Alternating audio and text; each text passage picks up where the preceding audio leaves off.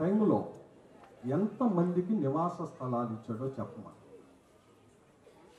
ఇదే వార్డులో 10 సంవత్సరాలు ఉండేది ఇక్కడ ఎమ్మెల్యేగా.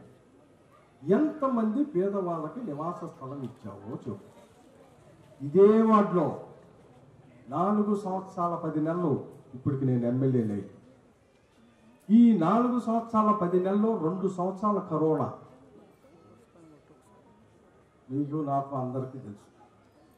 అంటే ఇంకా 2 సంవత్సరాల 10 నెలలు నేను ఈ వార్డులో ఇళ్ల స్థలాలు 1300 మందికి ఇచ్చా. 1300 మందిని ఇక్కడి నుంచి లైన్గా నుంచోబెడతా, పట్టాలు చేతిలో పెట్టించి, పట్టాలు చేతిలో పెట్టుకొని లైన్గా నుంచోబెడతా 1300 మందిని నేను ఇచ్చా. ఇచ్చింది నిజం, ఇచ్చింది నిజం. లైన్గా నుంచోబెడతా. పెన్షన్ సుమారు ఈ వార్డులో ఒక్క పెన్షన్ ద్వారానే 26 లక్షల రూపాయలు పెన్షన్ చేస్తాను. అలా ప్రతిదీ ఏ ఇంట్లో ఏ అవ్వాతాతకి, ఏ వికలాంగురాలకి, ఏ విధవరాలకి ఇస్తున్నామో చూద్దాం లైన్గా. అంటే నేను ఇక్కడ చెప్పేది ఒకటే, ప్రభుత్వంలో ఉన్నప్పుడు లేరు, ప్రభుత్వంలో లేనప్పుడు ప్రతిపక్షంలోనూ లేరు. ఎలక్షన్స్కి మాత్రం వచ్చి ఒక జెండా కాదు, ఒక కండవ కాదు, ఒక జెండా కాదు, 3 జెండాలు 3 కండవాలు మొయిలేసి వస్తున్నారు. ఒక జెండాతో వెనకమాల పుల్లి ఉంది. ఎవరు? జగన్మోహన్ రెడ్డి గారు. ఆయన ఒక జెండాతో వస్తున్నాడు. ఒక ఎజెండానే. ఏంటి ఎజెండా? ప్రజల ఎజెండా. ఈ ప్రజలకు నేను చేసింది నిజం, ప్రజలు నన్ను ఆస్వాదించేది నిజం అని చెప్పి ఒక జెండాతో, ఒక కండవ. వీళ్ళు 3 ఎజెండాలు, 3 కండవాలు, 3 జెండాలు. కార్యకర్త కూడా పట్టుకోలేక వస్తున్నాడు. 2 చేతులే, కాలు తేగ పట్టుకుంటాడు జెండాని. 3 జెండాలు పట్టుకోవాలా? ఉన్నది 2 చేతులు. దీనికి 175 సీట్లు అసెంబ్లీ స్థానాల్లో 175 సీట్లకి పోటీ పెట్టలేని పార్టీలు ఈ రాష్ట్రంలో ప్రజల సంక్షేమాన్ని, ప్రజల బాగోగులను చూస్తుందా? ఒకడేమో 20 సీట్లు, ఒకడేమో 10 సీట్లు, ఇంకొకడేమో 130 120. ఏందే ఇది? 20 సీట్లోడు నేను ముఖ్యమంత్రి అంటాడు, 10 సీట్లోడు నేను 2.5 సంవత్సరాలు ముఖ్యమంత్రి అంటాడు, 120 సీట్లోడు నేను 5 సంవత్సరాలు ముఖ్యమంత్రి అంటాడు. అది అబద్ధం కాదు, మనందరం ఆలోచించాలి. అసలు మీరు ప్రజలకి బాగా చేసేవాళ్ళు అయితే, మీకు ప్రజల మీద నమ్మకం ఉంటే, మీరు ప్రజలు మిమ్మల్ని గెలిపిస్తారనుకుంటే, మీరు ఏం చేశారో ప్రజలకు చెప్పి పోటీ చేయొచ్చు. తప్పేముంది? రాజకీయ పార్టీ మేమైతే చేస్తున్నాం. ఈ 5 సంవత్సరాల్లో ఈ నియోజకవర్గంలో ప్రతి పేదవాడికి సంక్షేమం ఇచ్చాం, అర్హత కలిగిన ప్రతి కుటుంబానికి సంక్షేమం ఇచ్చాం. ఆ సంక్షేమం ఇచ్చిన దాంట్లో ఆ కుటుంబం అందిందా లేదో కూడా దగ్గరుండి ఇంటికి వచ్చి అడిగి తెలుసుకున్నాం. ఎక్కడైనా తప్పులు ఉంటే సరిచేశాం. అలా చేయబట్టే ఈ తెనాలి నియోజకవర్గంలో ఉన్న పేదవాడు, మధ్యతరగతి కుటుంబాలకి సంబంధించి 1800 కోట్ల రూపాయలని డైరెక్ట్గా అకౌంట్లో వేసిన గొప్ప ప్రభుత్వం ఈ రాష్ట్ర ముఖ్యమంత్రి జగన్మోహన్ రెడ్డి గారి నాయకత్వంలో మీ శాసనసభ్యుడు అన్నావు శివకుమార్ చేసే 1800 కోట్ల రూపాయలు. ఎవడన్నా చేశాడా? రమ్మను. చెప్పమను తప్పేమో చెప్పచ్చు. మొన్న ఎప్పుడో చూసాను, నేను విమర్శించడానికి మాట్లాడదలుచుకోలేదు, కానీ అయితే తెలియజేయాలిగా ప్రజలకి. మొన్న ఎప్పుడో మనోహర్ గారు మాట్లాడతా పెదగా ఊరు మధ్యలో గెట్ టుగెదర్ ఏదో పెట్టుకున్నారు. చక్కగా ఏసీ రూమ్లో కూర్చొని ఆయన మాట్లాడతా, ఈ తెనాలి నియోజకవర్గంలో పేదలకి ఇళ్ల స్థలాలు ఇచ్చారు, అవి సుమారు 500-600 కోట్లు అయినాయి. ఆ డబ్బుల్ని ఇండస్ట్రీకి పెడితే పరిశ్రమలు వచ్చాయి. ఈ తెనాలి నియోజకవర్గంలో పేదవాడు ఉండడురా, ఆ పేదవాడికి 1 సెంటు పొలం మేము ఇచ్చాం.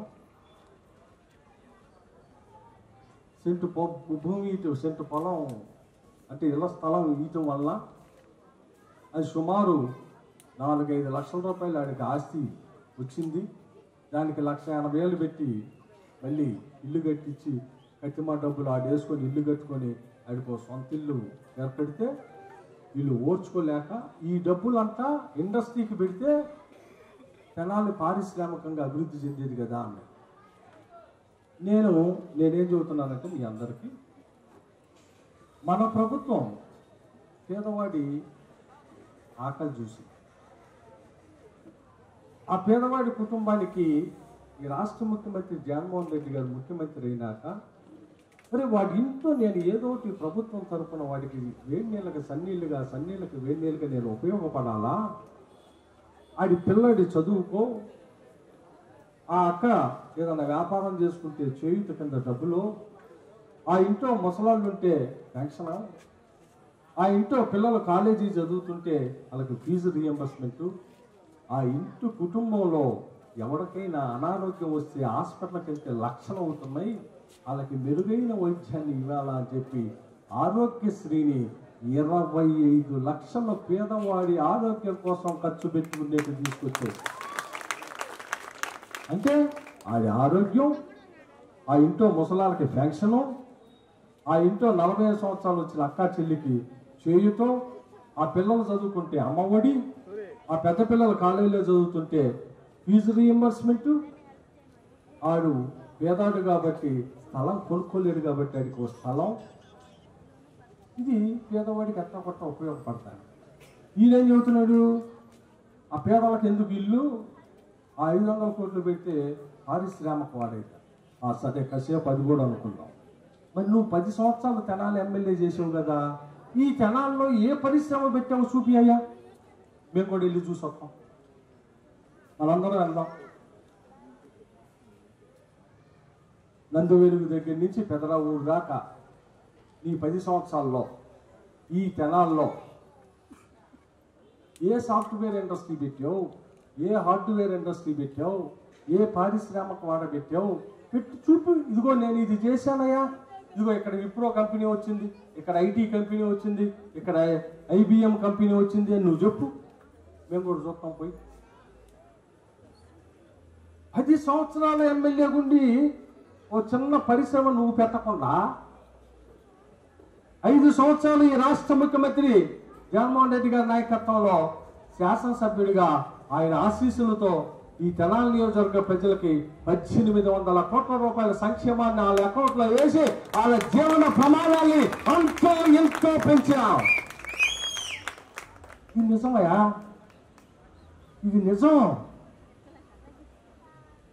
మేము చూసింది ఆ పేదవాడికి ప్రభుత్వం ద్వారా ఎంతో కొంతవాడికి సహాయం చేద్దాం రా అని చేయటానికి ఆ ప్రయత్నం చేసి, ఆ ప్రయత్నంలో వాడికి పిల్లలు చదువుకుంటే ఫీజులు, ముసలా ఉంటే పెన్షను, అక్కా చెల్లి ఉంటే 40 సంవత్సరాలు దాటితే చేయుతో, మీరు ఆసరా రుణాలు ఈపోతే ఆ రుణమాఫీని 25,000 కోట్ల రూపాయల అక్కా చెల్లెలు అకౌంట్లో 4 దఫాలు వేస్తే ఒక్కొక్క అక్కా చెల్లెలు డ్వాక్రా సంఘాల్లో ఉన్న ఒక్కొక్క అక్కా చెల్లికి ప్రతి సంవత్సరం ఆ గ్రూపుకి 2 లక్షల నుంచి 8 లక్షల దాకా డబ్బులు వేసాం. ఆ డబ్బులు డ్రా చేసుకున్న అక్కా చెల్లి ఆ ఇంటి అవసరాలు తీర్చుకుందయా.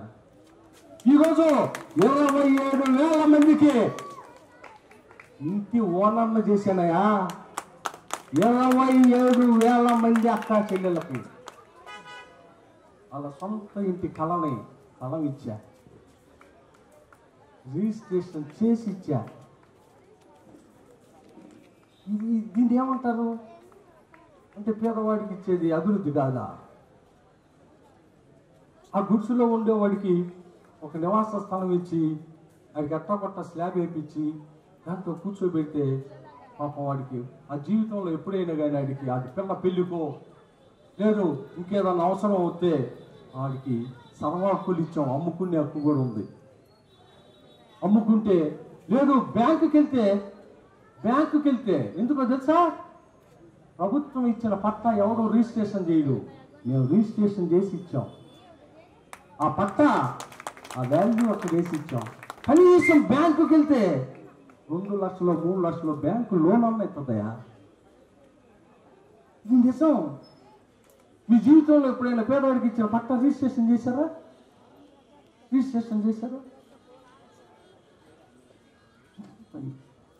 నేను చూడమంటున్నా మిమ్మల్ని, ఇక్కడ ఉన్న అక్క చెల్లిని అన్న తమ్ముల్ని ఆలోచించమంటున్నా. అది పేదవాడికి ఆడు మా డబ్బులతో బతకడం మనం ఇచ్చే ఉంటుంది. ఇంటింటి 10 కష్టపడాలా, ఇంటిల్లో 10 భోజనం చేయాలా. నేను ఎంత భోజనమే చేస్తా, ఎక్కువ తింటే నాకు అరగదు, ఎందుకు నేను పని చేయను. కానీ అది తింటే రోజు పనికి పోవాలా, అది కష్టపడి పని చేయాలి. ఓ రాడ్డు బెండింగ్కి వెళ్ళా, ఒక టాపీ పనికి వెళ్ళా, ఇంకో దానికి వెళ్ళి అది కష్టపడాలంటే అది శుభ్రంగా భోజనం తినాలా, 3 పూటలు తినాలా. ఇంటిల్లో 3 పూటలు తినాలంటే వాడు సంపాదించిన 700 రూపాయలు కనీసం 400 రూపాయలు అది తిండికి అయింది. కుటుంబం మొత్తం తినాలి. మరి ఇళ్ల స్థలం కొనుక్కోవాలంటే ఈ డబ్బులు అన్ని చెప్పి అందుకే కదా అది ఆలోచించమంటున్నాం. అది చేసాం. ఎందుకు చేసాం? ఆ పేదవాడికి ఏదో ఒకటి అంతో కొంత ఉపయోగం జరిగింది. ఎక్కడా కూడా 5 పైసలు అవినీతి లేకుండా ఆడికి ఇచ్చే, ప్రభుత్వం నుంచి ఇచ్చే డబ్బు ప్రతి రూపాయి ఆడికి అందేట్టు చేసి. నువ్వేం చెబుతున్నావు? పేదవాడికి ఇచ్చిన స్థలాన్ని అంటే 500 కోట్లు పెడితే పారిశ్రామిక జాతి. మరి నువ్వు 10 సంవత్సరాలు ఎందుకు చేయలే? అంటే ఈ వాళ్ళు చేయకపోగా పేదవాడికి నివాస స్థలం వస్తే ఓర్చుకోలేకపోయే స్థాయికి వచ్చేసారు. ఎంత దౌర్భాగ్యం. నువ్వు ఏదన్నా ఫంక్షన్కి ఈ జనసేనని అడుగుతున్నాయి, ఇక్కడ ఉన్న వాళ్ళు ఎవడైనా ఉంటే ఎప్పుడన్నా ఫంక్షన్ వచ్చాడంటారు మీకు? మీ ఇళ్ళకి ఛాలెంజ్ చేస్తాను నేను. ఈ 5 సంవత్సరాల్లో ఓ 3-4 పోటీ చేశారు జనసేనకి వార్డు ఎలక్షన్లకి. కనీసం వాళ్ళకి క్యాంపెయిన్ కూడా రాలా. ఇవాళ వచ్చాడు పోటీ చేస్తాడు. ఎవడన్నా రాజకీయ నాయకుడు ఆయన పార్టీ తరఫున ఎవడన్నా పోటీ చేస్తే లోకల్ బాడీ ఎలక్షన్స్లో అది సపోర్ట్కు నుంచొని ఆ ప్రజలకు తిరిగి అయ్యా మా పార్టీ తరఫున పోటీ చేశాడు, ఇటు కొంచెం ఆశీర్వదించండి అయ్యా అని అడుగుతాడు. ప్రజలు ఏం చేస్తారు? లేకపోతే లేదు. వీడు వాళ్ళని కూడా గాలికి వదిలేసి వీడు గాలిలో తిరుగుతా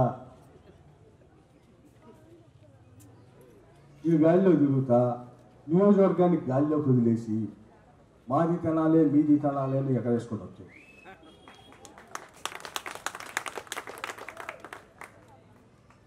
ఏంది వీళ్ళు చేసేది? అందుకే అక్కా చెల్లెల్లారా, అన్నదమ్ముల్లారా, ఊరకనే నేను ఒకటే చెబుతున్నా, నేను 27,000 మందికి నివాస స్థలం ఇచ్చా. అయినా కూడా ఇప్పుడు నేను తిరిగితే వాటిలో కనీసం ఒక 50 మంది అయ్యా మాకు కూడా అయ్యా, పిల్లలు పెద్దలు అయ్యారయ్యా, అప్పుడెప్పుడో రాజశేఖర గారు ఇచ్చారు, కట్టుకున్నాం కానీ అది పాతయిందయ్యా, పిల్లలు పెళ్ళిళ్ళకి వచ్చారయ్యా, లేదు పిల్లలకు పెళ్ళిళ్ళు అయినాయా ఇంకోటి అయ్యా అన్నాడు. తప్పులే. ఎందుకంటే ఎప్పుడో పాపం రాజశేఖర రెడ్డి గారు ఇందిరమ్మ గారి టైంలో కొంతమందికి పేదాలకు వస్తే అవి కట్టుకుంటే ఆ ఇల్లు శిథిలావస్థలో ఉంటాయి కొన్ని.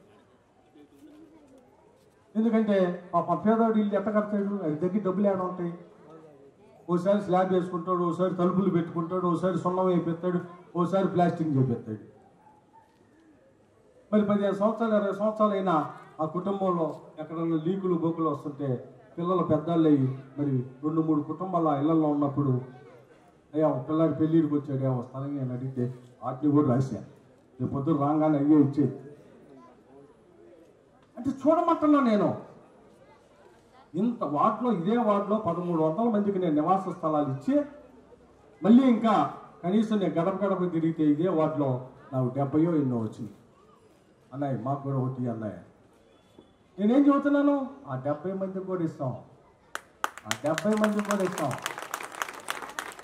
అది మన ప్రభుత్వం, అది మన ముఖ్యమంత్రి జగన్మోహన్ రెడ్డి. ఆ పేదవాడి కడుపుని చూసాం, వాడి ఆకలికి మనం కూడా సపోర్ట్ చేద్దాం, వాడి కుటుంబానికి ప్రభుత్వం నుంచి సపోర్ట్ చేద్దాం, వాడి కుటుంబాన్ని అంతో ఇంతో కొంచెం పైకి లేపుదాం. తద్వారా వాడు ఏదో ఒకటి చేసుకుంటాడు. వాడికి ఎందుకు అది చేస్తున్నాం, ఎందుకు డైరెక్ట్గా డబ్బులు లేక 10 ఏళ్ళు చదువుతున్నాడు జగన్మోహన్ రెడ్డి. బటన్ నొక్కుతున్నాడు, బటన్ మరి బాబు అది ఉత్తిత్తి బటన్ కాదురా, అది వేస్తే ఫ్యాన్ ఎట్లా తిరిగిద్దో అది వేస్తే డబ్బులు అట్టాగే పడతాయి. ఆ బటన్ నొక్కితే, ఆ బటన్ నొక్కితే అకౌంట్లో డబ్బులు పడతాయి. మాట్లా నేను ఇంత చెప్పా, 1800 కోట్ల రూపాయలు ఈ తెనాలి నియోజకవర్గంలో ఉన్న అక్కా చెల్లెలు అకౌంట్లో వేశాను. అందుకే అక్క చెల్లెళ్ళ అన్నదమ్ముళ్ళ మనం ఈ రాష్ట్ర ముఖ్యమంత్రి జగన్మోహన్ రెడ్డి గారు ప్రతి పేదవాడిని, ప్రతి మధ్య తరగతి వాడిని ప్రభుత్వం ద్వారా ఆదుకున్న విషయంలో ఎవడెన్ని చెప్పినా, ఎవడు ఎన్ని విమర్శించినా ఆ పేదవాడిని, ఆ పేదవాడి అకౌంట్లో డబ్బులు వేసేదాన్ని ఆపనే ఆపలా. ఇది కరెక్ట్. వాడెంతో కొంత అభివృద్ధి చెందుతాడు. నేను ఇచ్చిన డబ్బులతో వాడు ఏదో ఒకటి ఉపయోగించుకుంటాడు. నేను ఇచ్చిన డబ్బులతో వాడు సంపాదించుకునే డబ్బులు రెండు కలిపి వాళ్ళ కుటుంబం ఎంతో కొంత అభివృద్ధి చెందిద్ది. ఇది చెయ్యాల్సిందే, ఇది జరగాల్సిందే. ఈ జరగటంలో ఎవడు చెప్పినా నేను వినను అని చేసే 2,87,00,000 కోట్ల రూపాయలు ఈ రాష్ట్రంలో నివసించే పేదవాడి అకౌంట్లో వేసిన ముఖ్యమంత్రి ఈ రాష్ట్ర ముఖ్యమంత్రి జగన్మోహన్ రెడ్డి గారు. డైరెక్ట్గా వేశాడు. అది చేసింది. చేసి ఇచ్చి చూపించాడు, వేసి చూపించాడు.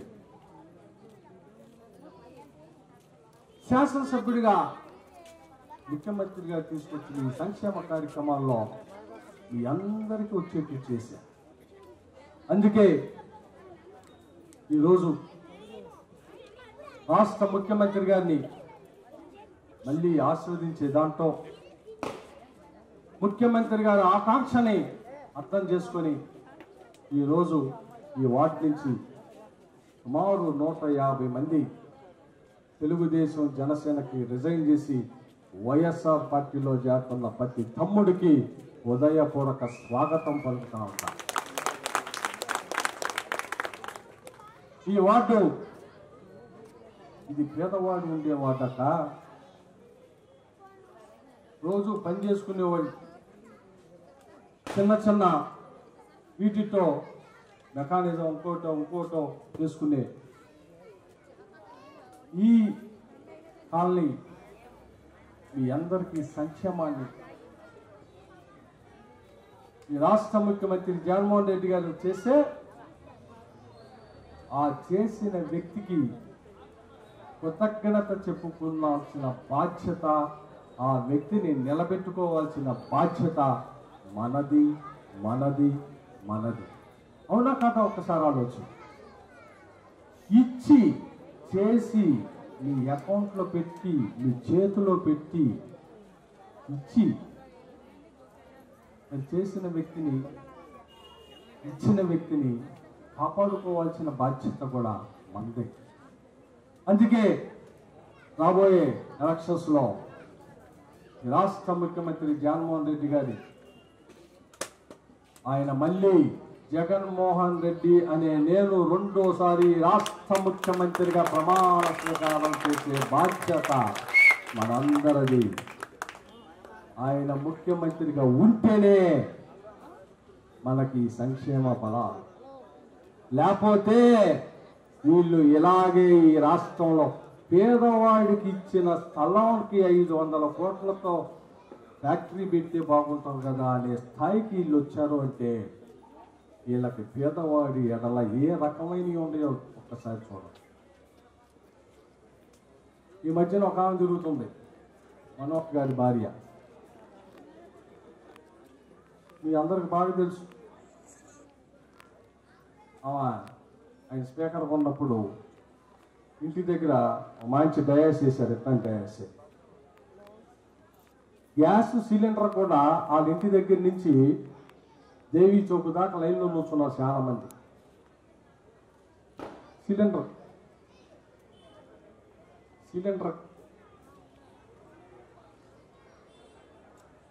నేను ఎవరిని తప్పు పడటానికి మాట్లాడతాను. వీళ్ళు ఇప్పుడు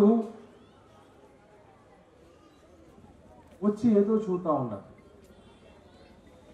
నటిస్తూ ఉన్నారు. అందుకే ఇచ్చిన వ్యక్తిని, మాట నిలుపుకున్న వ్యక్తిని, చేసి చూపించిన వ్యక్తిని ఆశీర్వదించమని, గెలిపించమని మీ శాసనసభ్యుడిగా నన్ను, ఈ రాష్ట్ర ముఖ్యమంత్రి జగన్మోహన్ రెడ్డి గారికి మీ ఆశీస్సులు ఇవ్వమని ఈ సందర్భంగా కోరుకుంటూ మరొక్కసారి వైఎస్ఆర్ పార్టీలో చేస్తున్న అందరికీ హృదయపూర్వక శుభాకాంక్షలు తెలుపుతూ సెలవు చేసుకుంటా ఉన్నాను.